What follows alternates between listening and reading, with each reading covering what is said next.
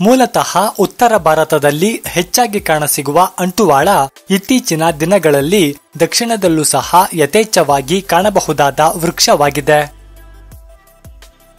ಸಪಿಂಡೇಸಿಯೇ ಕುಟುಂಬಕ್ಕೆ ಸೇರಿದ ಅಂಟುವಾಳದ ವೈಜ್ಞಾನಿಕ ಹೆಸರನ್ನ ಕೆಲವರು ಸಪಿಂಡಿಸ್ ಟ್ರೈಫೋಲಿಯೇಟಸ್ ಎಂದರೆ, ಮತ್ತೆ ಕೆಲವರು ಸಪಿಂಡಿಸ್ ಲ್ಯಾರಿಫೋಲಿಯಾ ಎಂದು, ಮತ್ತೆ ಕೆಲವರು ಸಪಿಂಡಿಸ್ ಮುಖರೋಸಿ ಎಂದಿದ್ದಾರೆ. ಸಂಸ್ಕೃತದಲ್ಲಿ ರೀಟಕರಂಜ, ಗುಚ್ಛಪುಷ್ಪಕ, ಸಾರಿಷ್ಠ, ಕುಂಭಬೀಜ ಇತ್ಯಾದಿ ಹೆಸರುಗಳಿರುವ ಈ ಮರವನ್ನ ಕನ್ನಡದಲ್ಲಿ ಅಂಟುವಾಳ, ನೊರೆಕಾಯಿ, ತೊಗಟೆ ಮರ, ಅಮ್ಟಳಕಾಯಿ ಇತ್ಯಾದಿ ಹೆಸರುಗಳಿದ್ದರೆ ಆಂಗ್ಲ ಭಾಷೆಯಲ್ಲಿ soapnut, soap berry, Chinese soap berry, soap nut tree, wash nut, South Indian soap nut, tree leaf soap berry ಇತ್ಯಾದಿ ಹೆಸರುಗಳಿವೆ.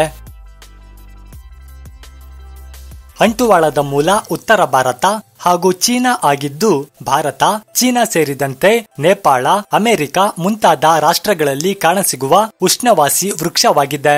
ಸುಮಾರು 25ರಿಂದ 30 ಅಡಿ ಎತ್ತರಕ್ಕೆ ಬೆಳೆಯಬಲ್ಲ ಮಾಸಲು ಬಿಳಿ ಬಣ್ಣದ ತೊಗಟೆಯಿಂದ ಕೂಡಿದ ಹಲವಾರು ಕವಲುಗಳಾಗಿ ಬೆಳೆಯುವ ವೃಕ್ಷವಾಗಿದೆ.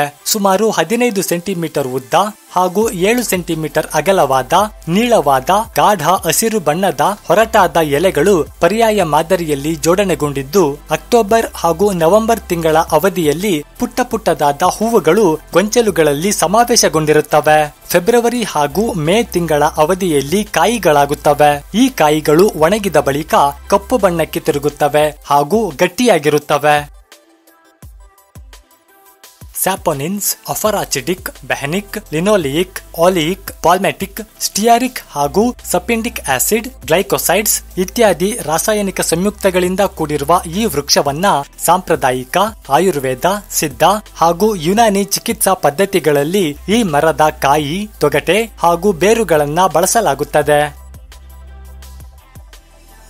ಮೂಲತಃ ವಾಣಿಜ್ಯ ಬೆಳೆಯ ವೃಕ್ಷವಾಗಿರುವ ಅಂಟುವಾಳವನ್ನ ಆಭರಣಗಳನ್ನ ತೊಳೆಯಲು, ಬಟ್ಟೆಗಳನ್ನ ತೊಳೆಯಲು ಹಾಗೂ ಸೌಂದರ್ಯವರ್ಧಕ ಉತ್ಪನ್ನಗಳಲ್ಲಿ ಬಳಸಲಾಗುತ್ತದೆಯಾದರೂ ಔಷಧೀಯ ಉದ್ದೇಶಗಳಿಗೂ ಸಹ ಬಳಸಲಾಗುತ್ತದೆ.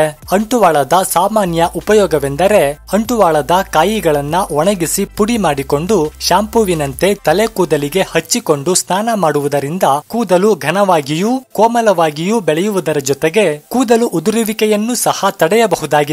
ಅಂಟುವಾಳದ ಪುಡಿಯನ್ನ ಫೇಸ್ ವಾಶ್ ಹಾಗೂ ಹ್ಯಾಂಡ್ ವಾಶ್ ಗಳ ಉತ್ಪನ್ನಗಳಲ್ಲಿಯೂ ಸಹ ಬಳಸಲಾಗುತ್ತದೆ. ಚೇಳು, ಜಿರಿ ಅಥವಾ ಯಾವುದೇ ಕೀಟಗಳು ಕಚ್ಚಿದಾಗ ಅಂಟುವಾಳದ ಕಾಯಿಗಳನ್ನ ಅರೆದು ಅದರ ಗಂಧವನ್ನ ಲೇಪಿಸುವುದರಿಂದ ನೋವು ಕಡಿಮೆಯಾಗುವುದರ ಜೊತೆಗೆ ವಿಷದ ಪ್ರಭಾವವೂ ಸಹ ಬೇಗನೆ ಇಳಿಮುಖವಾಗುತ್ತದೆ. ಅಂಟುವಾಳದ ಕಾಯಿಗಳನ್ನ ಅರೆದು ಗಂಡಮಾಲೆ ಹಾಗೂ ಕುಷ್ಠ ರೋಗಗಳಿಗೂ ಸಹ ಲೇಪಿಸಲಾಗುತ್ತದೆ. ಈ ಅಂಟುವಾಳದ ಕಾಯಿಗಳು ಕರ್ನಾಟಕದ ಎಲ್ಲ ಗ್ರಂಥಿಗೆ ಅಂಗಡಿಗಳಲ್ಲೂ ಸಹ ಲಭ್ಯವಿದೆ. ಈ ವೃಕ್ಷದ ಗಂಭೀರವಾದ ಅಡ್ಡ ಪರಿಣಾಮಗಳು ಇಲ್ಲದಿದ್ದರೂ ಕೂಡ ಅಂಟುವಾಳದ ಕಾಯಿಯ ನೊರೆ ಅಥವಾ ರಸ ಕಣ್ಣಿಗೆ ಬೀಳದಂತೆ ಎಚ್ಚರ ವಹಿಸಬೇಕು.